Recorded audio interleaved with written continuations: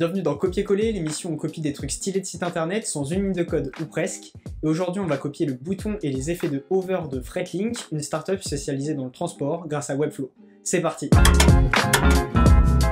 Ok, donc on se retrouve directement dans Webflow et on va copier ce bouton de Fretlink. Donc c'est cet effet-là qu'on va essayer de reproduire du coup directement dans Webflow. Donc je vais déjà créer une section. Et je vais juste donner une hauteur de 100 VH, donc c'est à la taille de l'écran en fait. Donc ça, plus je vais juste mettre un petit background, donc ça c'est vraiment pas essentiel, hein. C'est juste pour moi pour donner un style. Ok. Donc pour créer ce bouton là c'est assez simple, je vais juste mettre la section en flex pour aligner tout ce que je vais mettre dedans. Donc petit raccourci, je sais pas si vous connaissez sur Webflow, vous pouvez faire commande K ou commande E, et vous pouvez rechercher ce que vous voulez intégrer dans votre page, donc c'est beaucoup plus simple et beaucoup plus rapide. Donc là, je vais intégrer un link block, vous allez comprendre pourquoi par la suite. Donc le link block va être mon bouton en fait, donc je vais intégrer par la suite le texte, etc. à l'intérieur, mais j'ai besoin de commencer avec un link block et non le module bouton qui est présent nativement, et vous allez comprendre du coup pourquoi. J'ai besoin du coup de ce link block, donc je vais l'appeler, je vais le renommer bouton. C'est assez simple comme nom de classe. Donc je l'appelle bouton, je vais lui mettre la couleur de Fretlink, donc hop, je cherche avec la petite extension Chrome qui va bien, je prends la même couleur, petit copier-coller. Donc le bouton, je vais là, le background, donc on change la couleur de fond. Ok, donc ça c'est bon. Dans ce link block, je vais rajouter un texte, donc le lien. Donc ici, ça va être commencé avec Fretlink. Hop. Commencer avec Fretlink. Donc ça c'est ok. Ici, donc, on va sélectionner le lien et on va le styliser un petit peu. Donc on va lui donner un petit peu d'air. Donc on maintient Shift et là on peut mettre du padding sur chaque côté. Donc je vais mettre un 33, c'est bien. Et si on maintient Alt, en fait, ça le fait sur les deux côtés. Donc là, on va mettre un tout petit peu moins. On va mettre 23. Ok. Donc ça, c'est bon. On va changer la couleur. Donc la couleur du texte, on va mettre du blanc. Donc toujours bien penser à styliser le bouton, enfin l'élément le plus haut, et pas celui qui est en bas. En fait, c'est une bonne manière de faire en code. C'est toujours styliser ce qu'on peut le plus, donc en haut. Donc faire... Si j'aurais pu le faire dans le text block, mais ça n'avait pas forcément enfin c'était pas forcément intelligent, il vaut mieux le faire directement dans le lien. Donc là c'est ce que je fais. Donc on sélectionne ici, on peut enlever le text decoration qui sert pas à grand chose et du coup c'est pas ce qu'on veut. Et voilà, on va juste peut-être agrandir la police d'écriture, on va le mettre en 16. Et voilà. Dans more type, on va le mettre en capital, et voilà. Donc là, on a notre bouton qui ressemble à peu près à ce qu'il y a sur Fretlink. Un peu plus gros, mais c'est pas très grave. Après, vous pouvez modifier les polices d'écriture, modifier les couleurs, etc. par la suite. Là, c'est vraiment pour vous montrer comment on peut faire. Donc voilà, et maintenant, on va passer à la partie over. Alors, on va passer ce lien-là directement en relatif. Et en fait, en le passant en relatif, ça va nous permettre de mettre des éléments à l'intérieur. Donc là, nous, ce qu'on veut, c'est un div block qu'on va passer en absolute. Absolute, et on va le mettre sur toute la surface. Donc là, notre lien est sur toute la surface. Pour mieux le... Je vais le renommer, je vais mettre over effect. Alors les noms de classes sont pas forcément bons. Si vous le faites, pensez à nommer vos classes de la meilleure des façons possibles et pour que vous vous retrouviez assez facilement dedans. Là, vu que c'est un tuto, c'est pour aller assez vite. Donc il n'y a pas besoin de mettre des super noms de classes. Donc là, je vais juste changer le background pour voir ce que ça donne. Ok, on est bon. Le seul truc que je vais pouvoir faire, c'est mettre un index. Donc je vais le mettre à 1. Et je vais changer donc ce text block, je vais le mettre en position relative et je vais le mettre à 10. Comme ça, on a bien le hover qui passe au-dessus, enfin en dessous du texte. Donc c'est bien ce qu'on veut. Donc là, on va le mettre en blanc et on va réduire tout ça. Donc on va mettre ça à 30 pour pousser un peu l'effet. Après, à voir, ça sera peut-être un peu trop, mais ça on peut toujours le modifier. Donc voilà pour le hover. Bien penser aussi à, donc, dans le bouton, à gérer cette partie-là et à mettre en no overflow.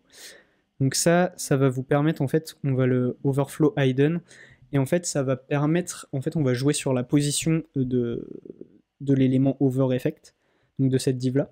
On va la faire bouger sur la gauche, on va la faire venir sur la droite, et du coup, si on n'avait pas mis ce overflow, en fait, on le verrait bouger sur l'écran, donc sur la gauche, etc. Donc c'est pas ce qu'on veut. Donc une fois qu'on a fait ça, on va pouvoir faire cet effet de hover, donc on va sur bouton, et on va pouvoir créer notre interaction.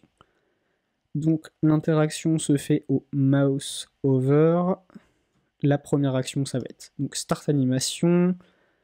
Donc on va créer notre animation, donc over bouton, et toujours mettre, donc pareil, c'est un peu comme les classes, toujours bien nommer vos animations pour vous y retrouver par la suite.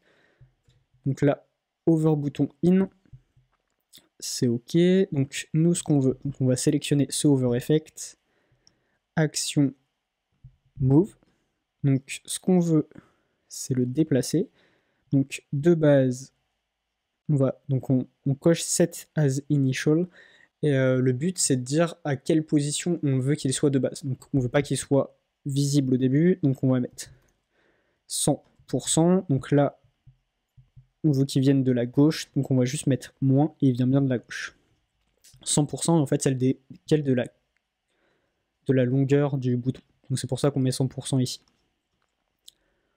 Voilà, et on ajoute ensuite l'autre partie. Donc au début il est à 0 et après il vient à 0%. Donc après on va mettre un temps pour l'animation. Donc là on va mettre 0,2 pour voir ce que ça donne, et is in out, et on voit ce que ça donne. Ok.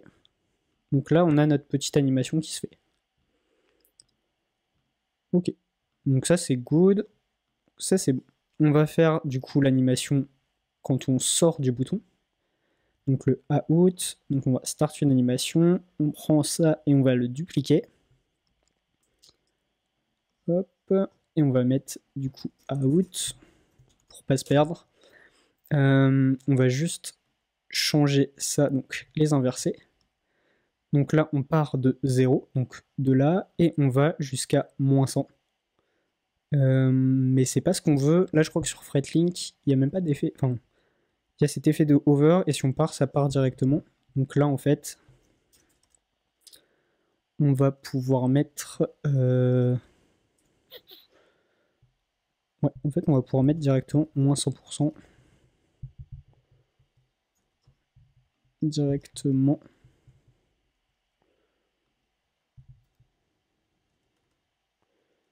En fait ça passe de... Donc ça passe de ça à 100%. Hop, alors, hop, et là. Donc ça passe de 0 à 100%. Et il n'y a pas de temps. Donc on va juste enlever le temps. Et ça va se faire instantanément. Donc là. Ok, faut que je me mette là. Et logiquement ça fonctionne. Faut pas que je mette de temps ici. On va voir ce que ça donne. Hop. Ok. Et là on a notre effet de lien. Donc voilà, on a déjà créé le premier effet sur FretLink, donc avec le petit effet de hover comme on peut le voir ici. Et on va passer à la partie des hovers sur les cartes, donc vous montrer comment faire cet effet. Ok, donc on passe au deuxième effet, donc on va essayer de reproduire cet effet-là justement, donc hover sur les... Là c'est sur des articles de blog, mais ils l'utilisent pas mal sur leur site. Donc je vais vous montrer comment le refaire, donc c'est plutôt stylé je trouve. Donc on passe directement sur Webflow pour vous montrer. Donc je vais juste créer une autre section. Hop, la section je vais la mettre en dessous. Donc là il y a notre bouton. Hop, Ok, je vais la renommer section. Ok, donc dans cette section, je vais créer une div, donc commande K comme toujours, la div, donc je vais mettre card container, donc toujours bien penser à renommer vos cartes. Donc ça, je vais la mettre en flex. Donc dans cette carte, je vais mettre une div. Je vais utiliser le même design, je vais mettre une image en haut et une partie texte en bas. Donc cette partie-là, donc image container. Et là, donc l'image container, on va mettre une width de 500. Je vais même pas le faire, je vais le faire directement dans le card. Hop, et je vais faire 500 pixels. Pixels, ça sera mieux. 500, peut-être un peu moins, 300. 300, peut-être 400. 400 pixels par 600 de hauteur. Ouais, là c'est pas mal. Ok. Donc là, j'ai l'image container. Donc en width, je vais mettre 100%. Et en hauteur, je vais mettre 35%. Ça devrait suffire pour faire ça. Ok. Donc là, j'ai mon image container dedans. Ici, je vais importer une image. Ça, c'est bon. Choose upload. Donc je vais upload cette image-là. Ok, allez. Oui, c'est bon. Donc l'image, je vais juste... Donc la petite astuce, c'est du coup de les mettre dans des divs et après de les mettre à 100%. Pareil pour la hauteur. Et du coup, vu que c'est déformé, il faut juste faire fit et le mettre en cover. Du coup, là, vous avez un truc qui tient la route. Donc le card container, juste, je vais mettre un petit background pour que ça ressorte un peu mieux. Donc background, et je vais le mettre en blanc, donc ça c'est ok. Une fois ça fait, on va faire du coup la partie, donc il y a la partie image container. Je vais créer une text container, donc une div text container. Et pareil, donc ça, pour que ça soit, donc là elles sont l'une à côté de l'autre. Pour changer ça, il faut juste changer le flex en vertical. Et là, c'est ok. Donc le text container, on n'a pas besoin de mettre une hauteur, on va juste dire gros if possible. Donc ça va prendre toute la place. Ici, donc on va voir sur FretLink, ok, il y a un petit padding, donc on va mettre un peu de padding également. Donc de chaque côté, on va mettre 33, c'est 33, 32, c'est bien. Donc ici, on va mettre du coup dans la partie texte un titre. Je sais pas si je peux copier, je vais aller directement sur leur article, ça sera plus simple. Ok.